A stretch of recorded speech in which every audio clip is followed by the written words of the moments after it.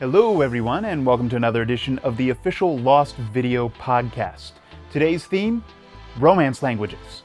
That's because actress Elizabeth Mitchell is here to talk all about learning Latin for the episode Jughead. We'll also have executive producers Damon Lindelof and Carlton Hughes here to take another of your fan questions from Comic-Con. All of that in preparation for our next episode entitled The Little Prince, which also describes my camera person. That airs on Wednesday, February 4th at 9 p.m., followed by a new episode of Life on Mars. Enjoy.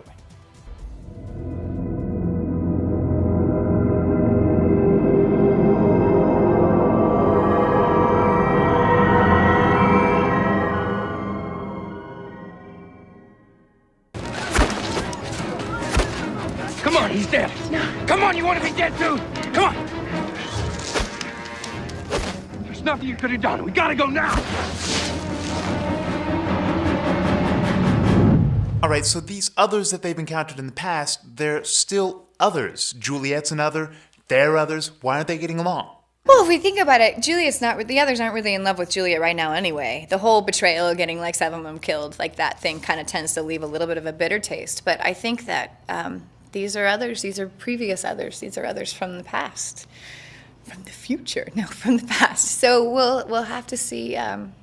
We'll have to see what happens there. I mean, she still knows some people, given that it's lost and given that it's really freaky. Take. What? Cognos quitus qui sumus. What language is that? Speaking Latin.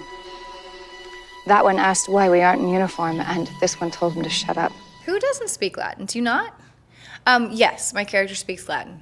And of course, being me, I couldn't just learn it phonetically. Like, I had to go and learn Latin. So I spent the whole weekend with the Latin professor on the phone. Nos non sumus hostes vobis. If I could get my husband to do it, how cool would that be? We'd be so cool and geeky. We could speak our secret Latin language.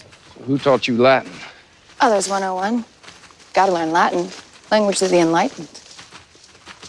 Lighten my ass. He's actually a very smart character. You know, that con artist thing is really, intriguing with him. But it's Juliet. I mean, she's freaking brilliant. Who wouldn't you want her to be on your side if you thought she really was? And if she wasn't, armed, or you didn't go to sleep. Do you know what I mean? Like, all of those things would be great. She'd be great to have around, truly. First of all, thank you very much for a great TV show. It's been amazing. Looking forward to see how the rest of the show is going to go. Sad to see it go in a couple of years. But I've always wanted to know, whatever happened to Kelvin? What's his deal? Is he coming back?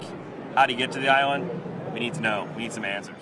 That dude's Kelvin's brother. Yeah, exactly. Kelvin Inman. I love, because we talk about these things in the room all the time, and we go like, does anyone really care? Does anyone care how Kelvin actually ended up in the hatch? We were literally having this conversation the other day where we were saying, if we actually reference Kelvin, will anybody even remember who Kelvin was? But and Chris now Skypeck knows and demands an answer. We were talking about The Purge, and this just gives you a little bit of a sense of where we're going in Season 5. The Purge is going to be something that comes up. And when it happened, and we know when it happened, but we were asking Greg Nations, our trusty script supervisor and keeper of all things, the historical continuity, record. What have we told the audience about when the Purge happened? And he goes, well, all they really have to go on is that Kelvin recruited Saeed during the first Gulf War, and yet somehow managed to get to the island and to push the button in the hatch. So the assumption would be that the Dharma Initiative was still up and running in the early 90s.